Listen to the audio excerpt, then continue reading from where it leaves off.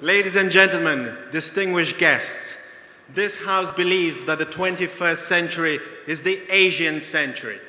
I proudly stand here to defend this motion. To many of you here in this room, it already sounds like a truism, a foregone conclusion.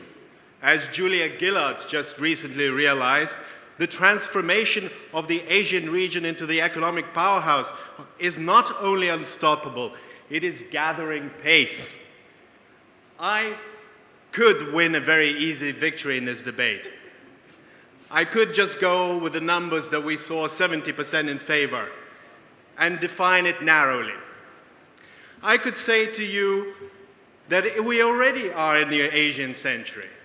We have already seen Asia emerge from the latest economic crisis as the only region that can deliver growth consistently, the only region that has healthy balance sheets, high productivity rates.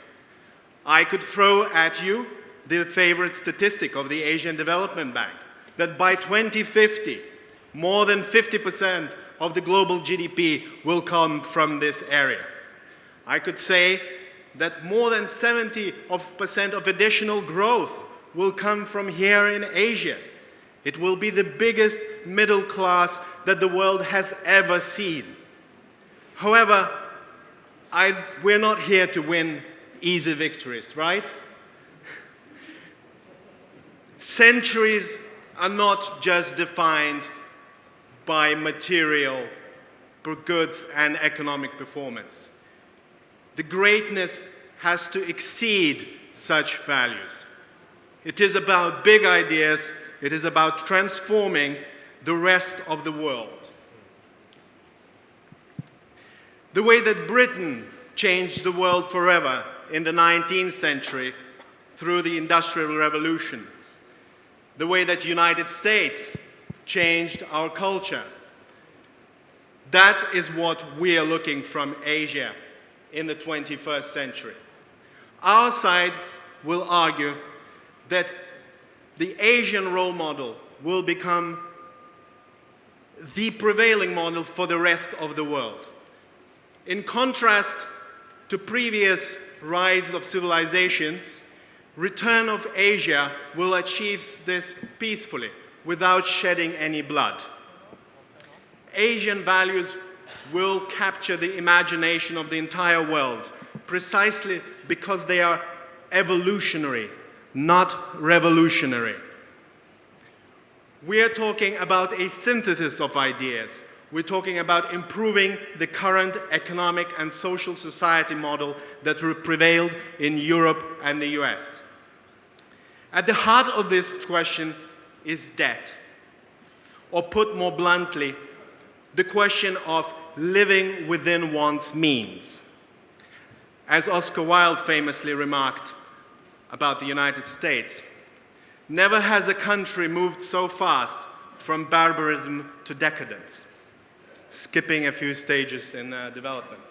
With all the due respect to the colleagues from the United States, he was referring rightly to the exuberance and overconfidence of the world's largest consumer nations.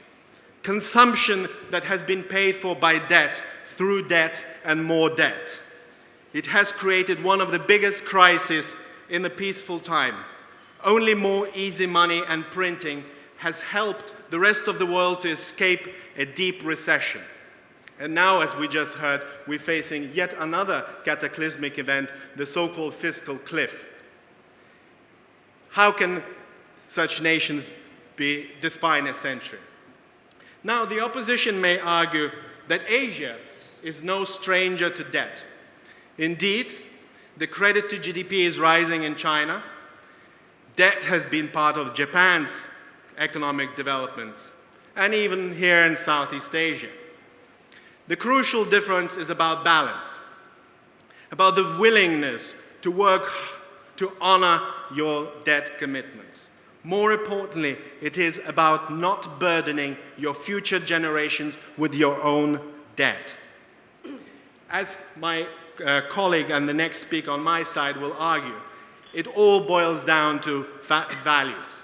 And we argue that Asia whether it's India, China, or Mongolia, or all the way to Indonesia. It's all about family and community values. Asia is indeed a very wide and diverse region, ranging from neo-communist to flourishing democracy, thousands of different ethnic communities and religions. But in one area, Asians are all united in their aspiration to deliver a better standard of living for their children. This is in contrast to prevailing sense of individualism, entitlement culture, and heavy reliance on the state that we saw in Europe. It is certainly not going to be a European century, and I sadly confess that as a European. The rise of the East, we are going to argue, is different. The obligations between the state and communities will be broadly balanced. The state will continue to play a crucial role in education, in health, in infrastructure and environment. But it will be up to private enterprise and up to individuals to earn their living and to live within the means. The age of free entitlement that was ushered in by the French Revolution is over, ladies and gentlemen. This is the age of pragmatism, of consensus, of regional trade, of living within one's means. This is the Asian age. And on that note, I rest my case and beg you to vote in favor of this motion.